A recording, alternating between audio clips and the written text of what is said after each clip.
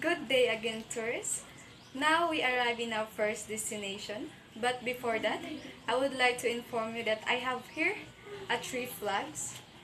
The blue, 20 to 30 minutes for taking picture. The red one, 5 minutes warning to roaming around the place. The yellow is easier to locate me. And again, we arrive in our first destination, Daginggona Park. When we see the ground, it is shrine of the Philippine flag in Mindanao to commemorate the first formal rising of the Philippine flag on January 17, 1899. The giant flag is stay hoisted in night and day.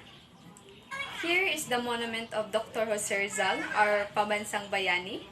It was done by the famous Filipino sculptor Garcia Velarde in 1935, and this requires to be an important cultural property under the Cultural Heritage Act of 2009. The park is used to be the city's pride in the early 1980s with the colorful fountains and landscape.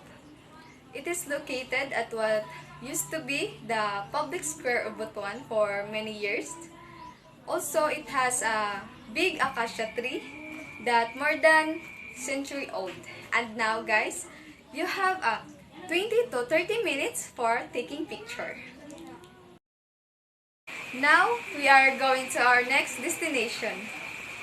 Finally, we arrive in Bansa Church ruins. In 1650, the statistical report of Apostolate Caraga Manila described in convent in Butuan as situated along the river with 1,500 Christian parishioners. In 1572, Butuan amongst those Christians communities in Visayas and Mindanao. Before, the Bansa place, it attempts to transfer as a Baog, but now the present days, Bansa is a rural barangay. Beside the river, it has a big baliti tree, and inside of the tree is the remains of Bansa Church belfry. But it's totally swallowed, and a portion of the tree has been cut out to show the structures. And now you have 20 and 30 minutes for taking picture. Now we are going to our third destination. Finally, we arrive in Butuan National Museum. The museum was established during the sudden discovery of release in the area of Butuan during the 1974 excavation, while draining the water inside the man-made river system.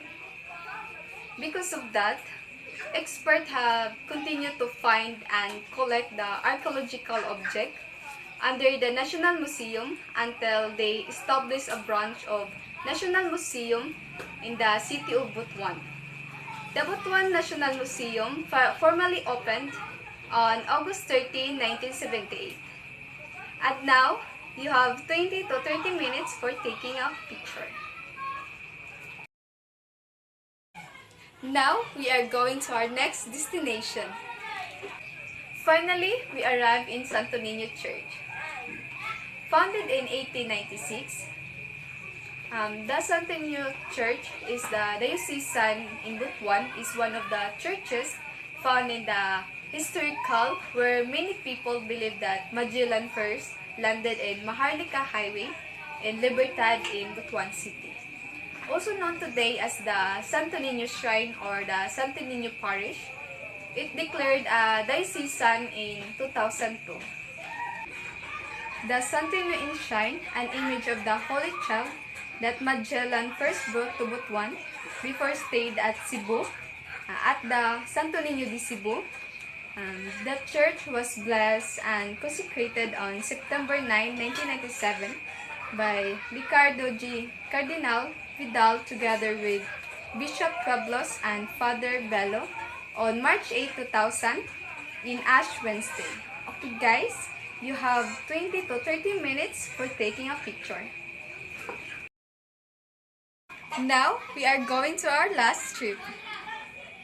Finally, we are arrived in our last street, in the Balanghay Shrine.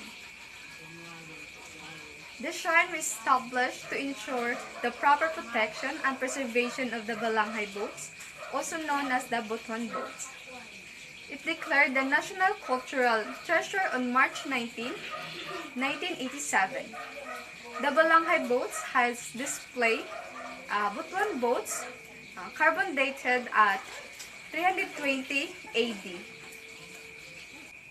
This style of boat building were found in the Scandinavia through South Pacific in the 3rd century. This made of hardwood can see 25 people were built in withstand long voyages. They provide evidence of marine trade, boat skills, and seamanship long before the Spanish colonial times. And now guys, you have 20 to 30 minutes for taking picture.